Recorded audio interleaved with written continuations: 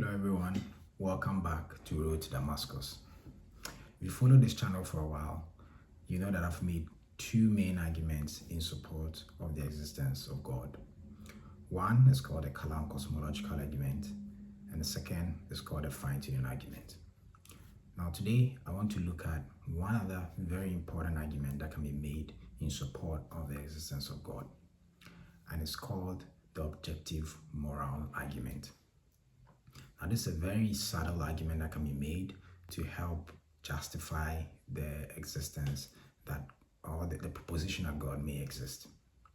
And this argument goes like this. All across the world, we observe empirically certain objective moral values and duties. Across multiple cultures, multiple people that have never interacted with themselves before, we always observe these objective moral standards and duties. For example, I'm yet to come across any culture in the world where it is acceptable to, let's say, torture people for fun. Let's say particularly minors, right? Or a culture that wholesale approves of sadism. Almost across all human groups, these acts would be seen as particularly distasteful and not supported by the society or by the people generally. Now the question is, what is the source of this rejection of such moral acts or immoral acts, if you want to put it that way? Or what is the grounding for these sort of moral metrics and duties that we observe across multiple cultures and people? Now, there are two possible reasons for this. One could be that there's a God or a deity or a creator of the universe that sets those objective moral standards and duties from which we take those objective moral values and duties. Or these objective moral values and duties could come internally from us, right? So it could come from us as individuals, or it could come from us as a society making a consensus, or it could just be a byproduct of our evolution. Now, I want to address these two frames of reasons, and I'll start with the one that sort of points to this relative morality or relative framework for where the origin of our morality comes from.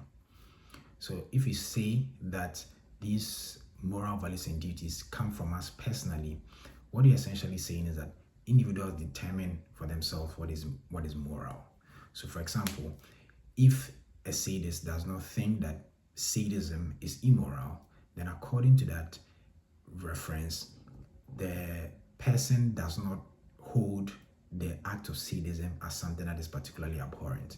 And so observing such objective moral values and duties cannot come from us as individuals, right? The source cannot be us as individuals, because we know there are people that are sadists. We know there are people that are particularly wicked, right? That left to them, they will not have that objective, that moral framework. So that level of objectivity that we see cannot come from us as individuals, because that will make it very, very relative. And secondly, you could say, well, it might not come from individuals, but it comes from society. So society as a group, as a matter of consensus, agree that certain acts are wrong and that they are not going to be tolerated. Now, the problem with that is that if you do this, let's do a certain thought experiment. Let's assume that there's a society where majority of the people are sadists. And so they, as a matter of a ballot or as a matter of democracy, they vote, and then they have a government that says sadism is fine and we support sadism. Will that then make sadism like a moral act? No. We would still accept that even if it's one person that opposes sadism, the act of sadism in and of itself is not moral. So that objectivity of that morality will still be intact, even if a society agrees that it is fine.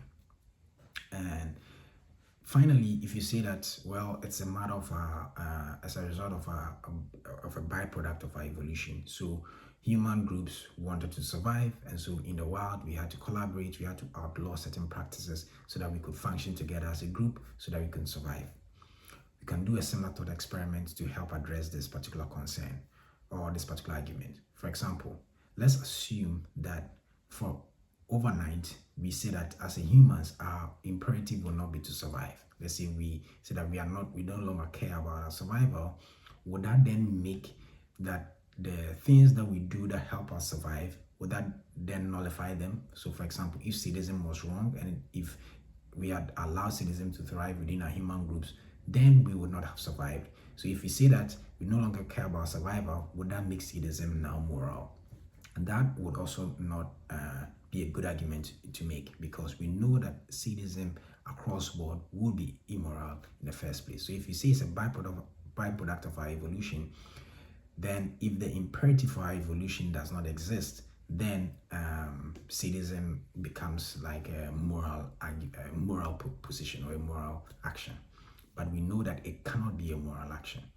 So that brings us to the only other alternative, which is there's a deity or there's a system that is outside our frame of reference that gives these objective moral values and duties by which we have to relate to directly to get our sense of moral values and duties. Now, I know this is a very subtle argument, but it goes like this.